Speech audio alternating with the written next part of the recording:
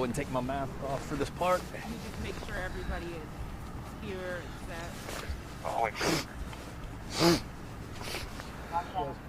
There's one more coming from across the street. Oh yeah, that's me. Yep, silence phone.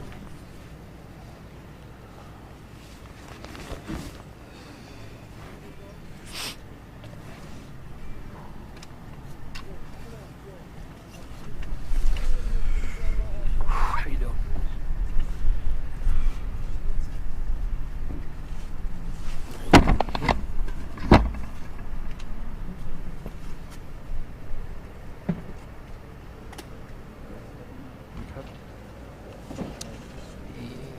Oh, okay.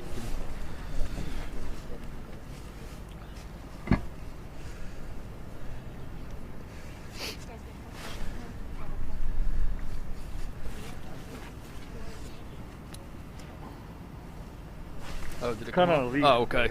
All right, thank you.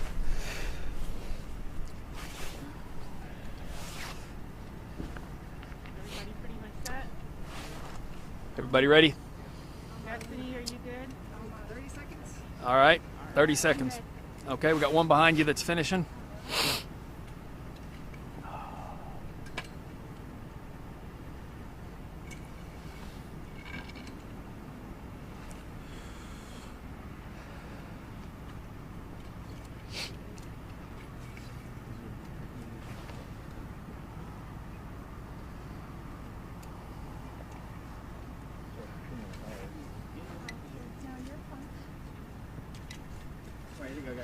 All right, is everybody ready?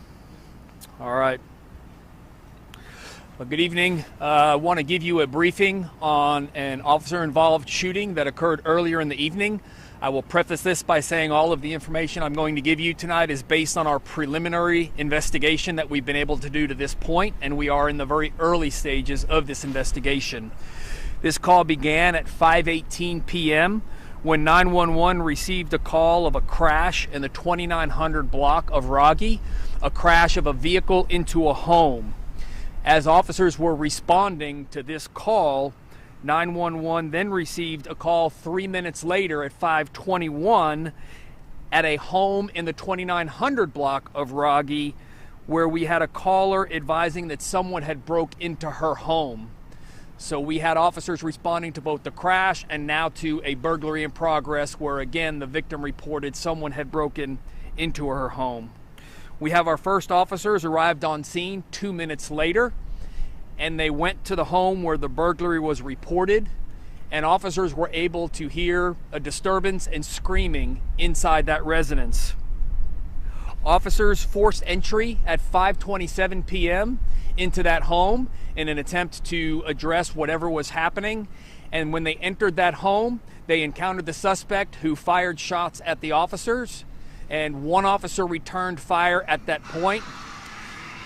The officer was not injured by the gunfire. However, he did have a minor injury, we believe, from some type of shrapnel, glass, or wood. It is unknown at this time whether or not the suspect was struck by that initial encounter with our officers. Those officers were able to get out of the house and immediately call for additional officers, as well as calling for the APD SWAT team, since this had now become a hostage situation. In the home was an adult female who had made the initial call to 911 that someone broke into her home, and a juvenile male we believe to be 10 years old in the home with her. So we had two hostages and we had the suspect inside the home. The SWAT team arrived on scene and began assembling all of their protocols, getting their personnel in place. Throughout this time, officers were attempting to make contact with the suspect. They were using the PA system, they were calling him, they were asking him to put down the weapon, they were asking him to surrender.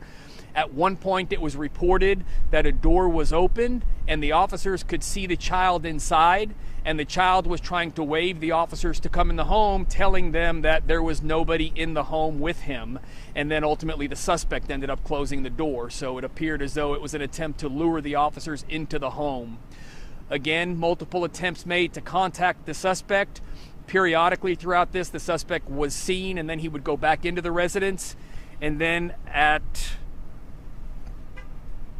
At 6:17, the suspect came to the door again, opened the door, and was visible to the officers outside.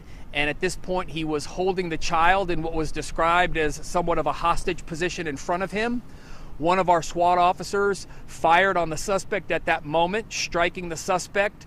The suspect was fatally wounded by that shot, and both hostages were safely recovered and taken quickly to medical attention.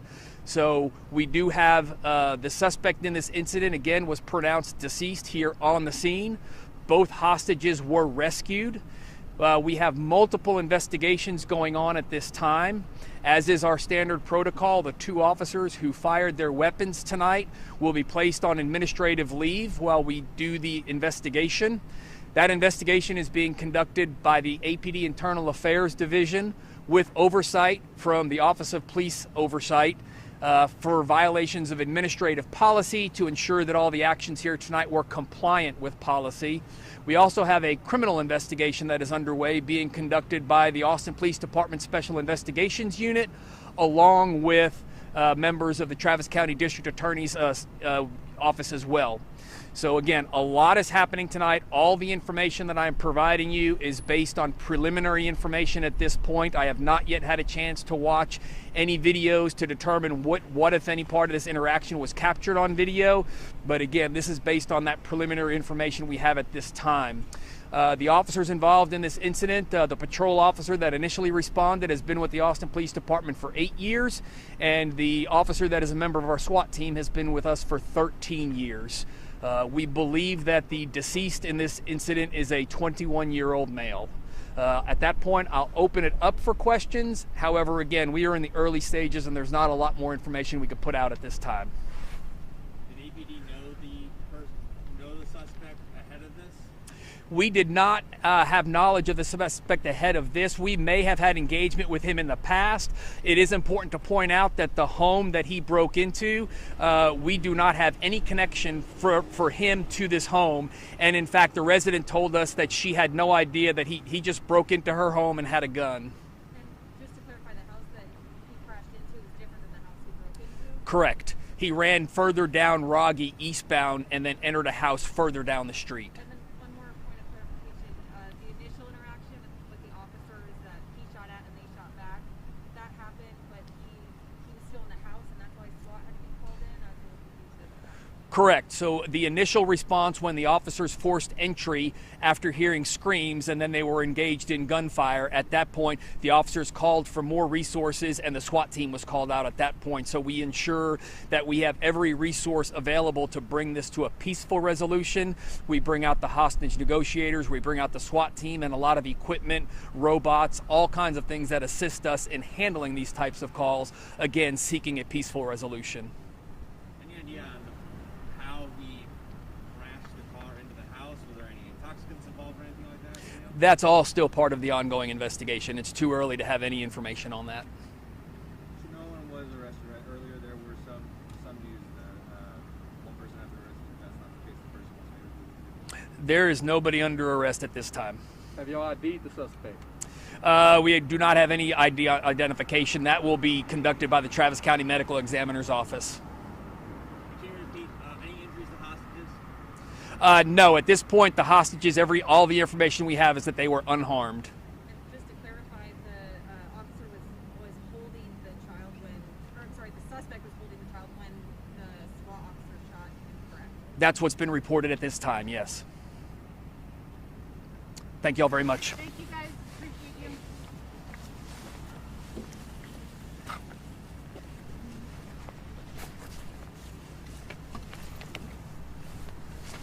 Oh, goodness, my hands are cold. No, that's one of my mask. There you go. You got it?